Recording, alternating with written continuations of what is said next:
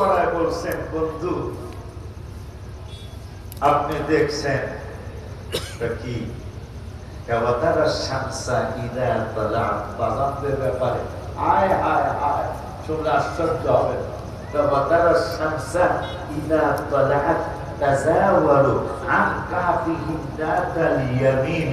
সূর্যটা যখন উঠে নবীর আরো হাজার হাজার বছর আগে আসহাবে কাহাফের 7 জনের ঘটনা আল্লাহকে আপনি দেখছেন।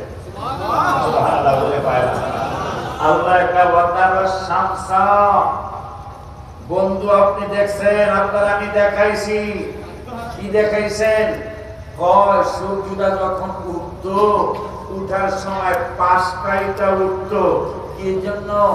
আমার অলিরা তো খোলা আকাশের নিচে শুয়ে রয়েছে, এই অলিদের যেন রৌদ্রুতে কোনো কষ্ট না হয়, এই জন্য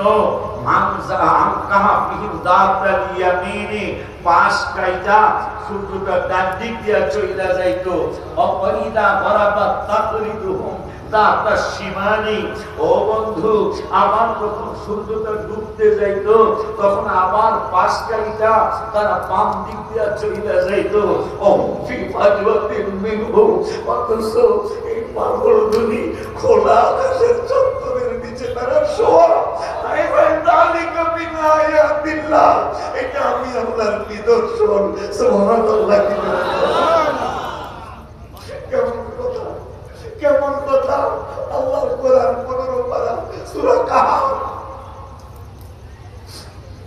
আল্লাহ বলতেছেন, যখন আমার ওলিদেরকে শুধু তোমরাই ভালোবাসো না, আমার আল্লাহ বলতেছেন শুধু তোমরাই আমার ওলিদেরকে ভালোবাসো না, আমার সূর্য আমার ওলিদেরকে ভালোবাসে।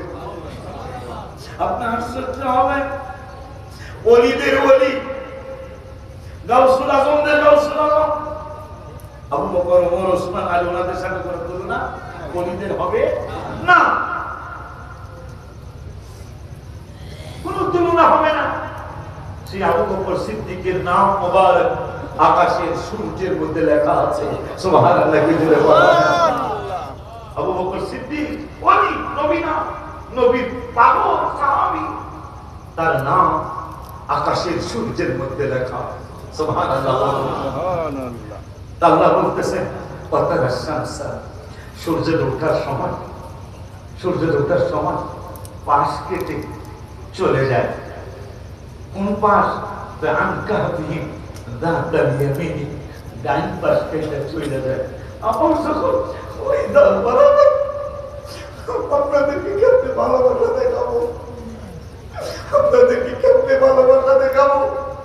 এই পাগলটা আমার আল্লাহকে রাসূলকে কেমন খুশি করে গেছে।